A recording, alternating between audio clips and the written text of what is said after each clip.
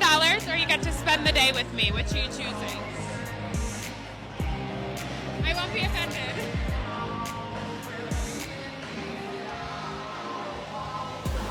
$1,000. 1,000. Disclaimer, this video was made for strictly comedic/artistic purposes. No offense is intended towards any individual featured in this video. Welcome back, friends.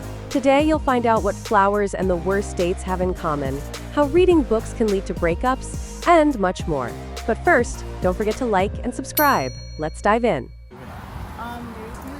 My bad, I was just trying to pass through. Oh, you're good. I'm Tico, how you doing? Y'all look cute. Let me get your number. No, I'm good. You said what? I'm good. Can I get your number? Okay. What's your number on my phone? I'm good. Oh, you didn't give me your number. I'm good. What's wrong with your friend? You're good. You're good. Oh. What you mean? What y'all getting into? Nothing. Nothing with you. I'm talking to her. Why you trying to talk? It was nice to meet you, huh? Bye. All right. You still want to go get sushi or? Yeah, we gonna chop it up later on, but you know. Yeah. No, it's okay. I like your car, but I don't like you. Oh, you like my no, car? No, she's gonna get an Uber. So. You into Uber. cars? Yeah. All right, come inside. You gotta figure it out. Either Uber or something. She mad, but we out of here. Whatever. How you doing? I'm good. When one friend didn't hesitate and grabbed her share of sushi. A fancy car says it all, and materialistic girls are hooked instantly. No effort required. Patty.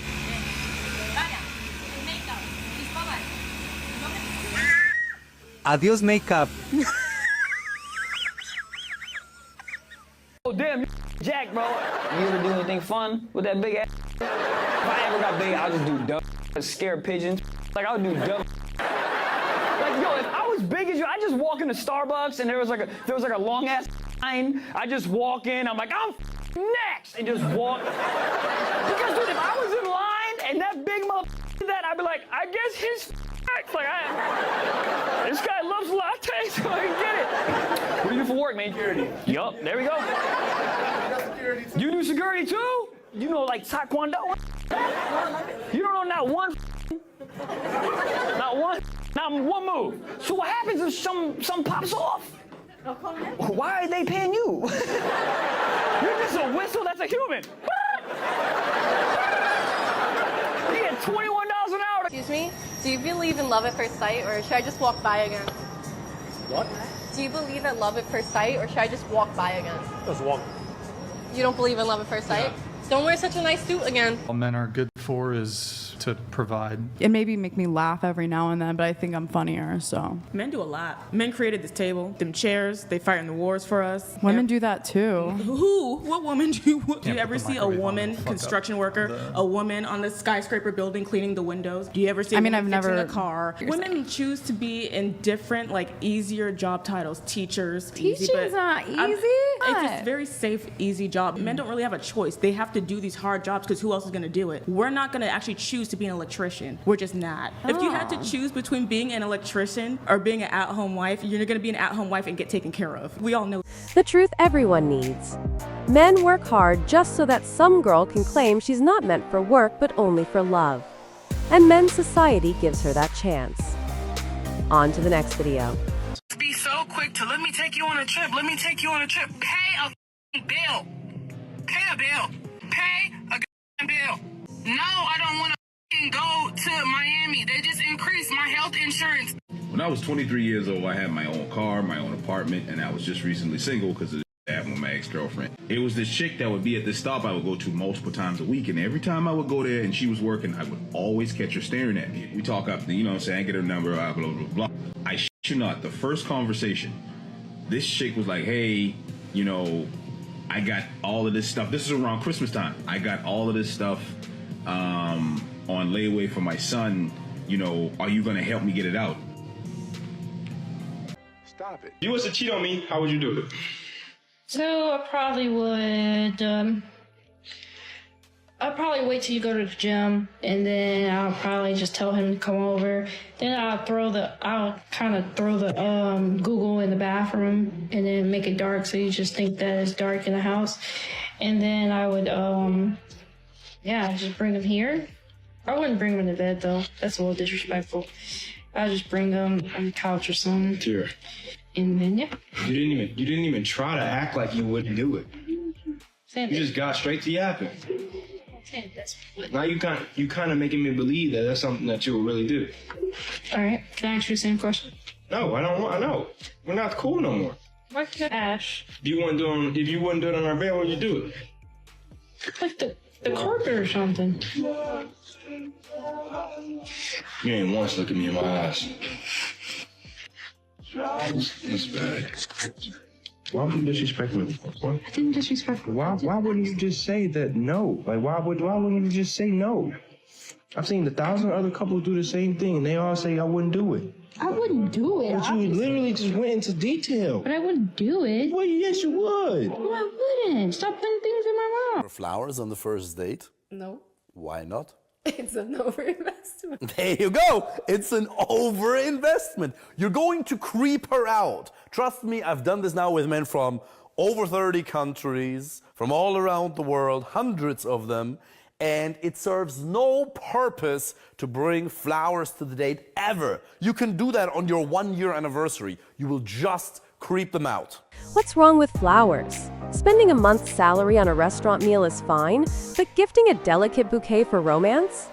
Too expensive. Oh, those double standards.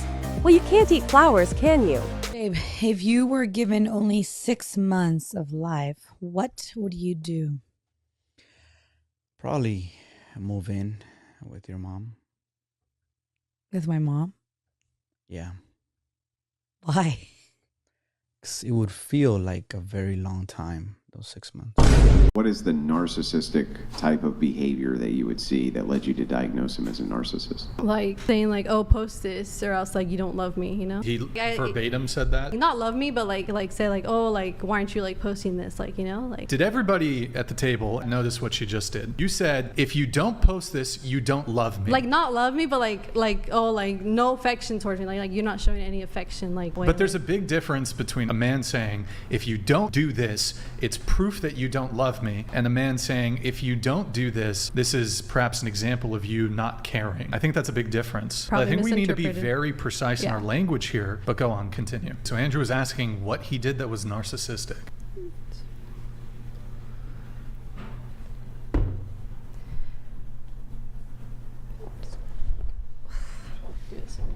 I'm sorry. I'm pretty bad at this. Afuera! You have any guy friends? Yeah. Oh, she has guy friends. How you feel about that? She said she does. No, she doesn't. They probably have sleepovers and everything. Yeah. Yeah. Can he have like girlfriends? Yeah. As long as they are into him. I have 6 other ones. Huh? I have 6 other ones. 6 other what? Girlfriends. What the? Dang, that's tough. I think he taught her a lesson to stop showing off on camera. This girl has no respect for her boyfriend, and I believe his response should teach her something. It's really unpleasant when a loved one says something like that, especially in an interview. No, because these are the types of facial hair no woman wants to see on a man.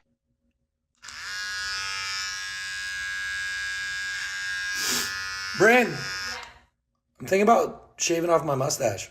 No. I'm just trimming it, and I don't know. You've never seen me without it. Yeah, let's keep it that way. You don't want me to shave it? No.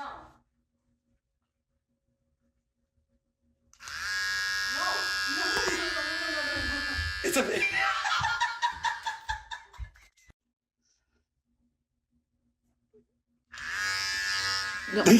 One of the most overlooked issues in the modern dating world is substance dependency. I've seen so many friends, men and women, meet someone on a night out and just instantly vibe with them, only to take them on a sober date later and realize the connection is just gone. The only thing missing was the haze that connected them the first night. I'll be the first to admit that I have major social anxiety, and I used to reach for a glass of wine to ease into the conversation. Even more, I struggled with marijuana addiction in the past. I'd start to depend on that high to feel comfortable, but deep down, I knew the person across from me wasn't getting to know the real me. When I stopped relying on substances, I finally started forming real, meaningful relationships, and that's one of the reasons I'm voting no on Amendment 3 in Florida. If you are a Florida voter in this election, please take the time to carefully read this amendment. As is, it's essentially corporate greed, not freedom. Legalizing marijuana only adds another layer of dependency for people already struggling to connect authentically, especially in dating. Imagine if we let go of these crutches. It would change everything. Real connections would thrive, and we'd finally get to know each other as we actually are. And stop scrolling.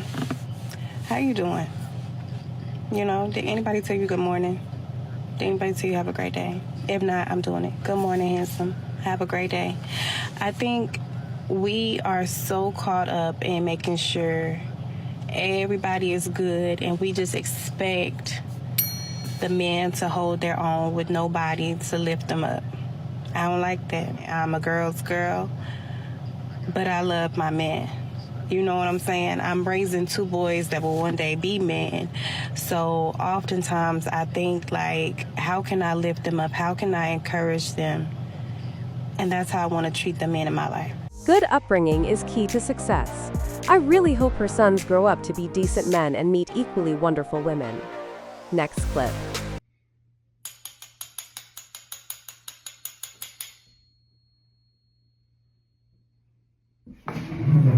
When a woman acts like her looks are great, he's very attracted to her, she's very beautiful, but they are not the glue for the relationship. He's not going to stay with her purely based on looks. Then she learns to respect him more. She learns that she has to bring something other than appearance and other than sex in order to keep this man. But when she learns that her appearance is the only thing he needs, after every fight, after every disrespect, she knows that she can simply use her beauty to get back in his good books, and it is light work for her. She doesn't even have to try. So that's the first signal. Another signal that you've got low self-esteem is you don't set boundaries. Now, what I mean by that is she's done something disrespectful, you've seen it as disrespectful, but you're afraid to say it and you don't say it. You want to keep the peace. Now, men who desire and focus on keeping the peace at the expense of keeping the respect are always going to lose that woman. I really want him to go, and he flat out refuses, saying that he can't afford it. And you know what?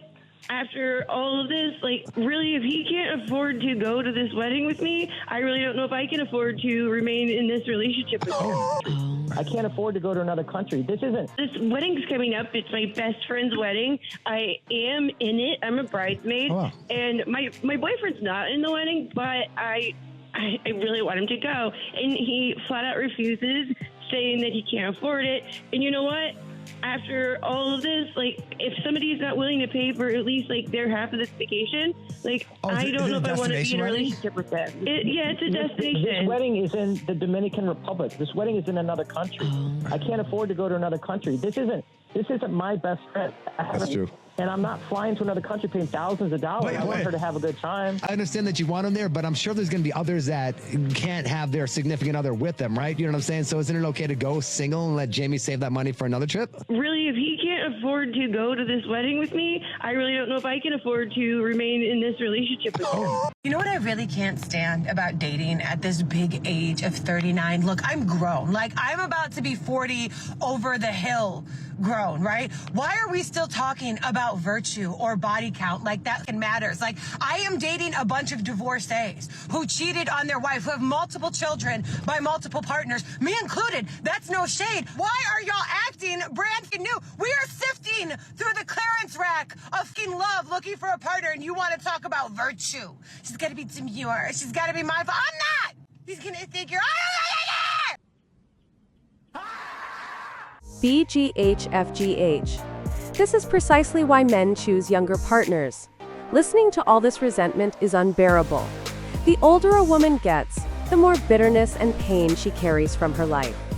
Being with her means taking on all that baggage, as women seek only the freedom, lightness, and independence funded by their partner.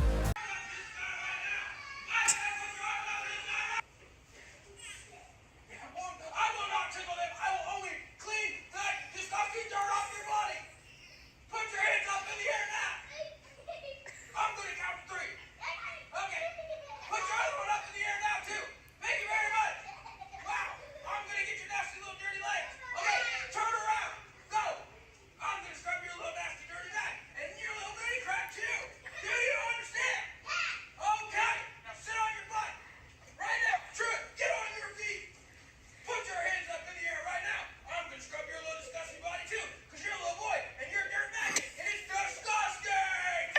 ladies, this is another reminder that your man isn't going to do things like you, which is exactly why you shouldn't get in the way of it. Because you want your husband to dad like he naturally wants to dad, which is going to look a lot like this, where that man is probably having even more fun than the kids. Would you be okay with us going 50-50? Of course, no problem. Okay, so we can split the bills, we can split 50-50 and everything.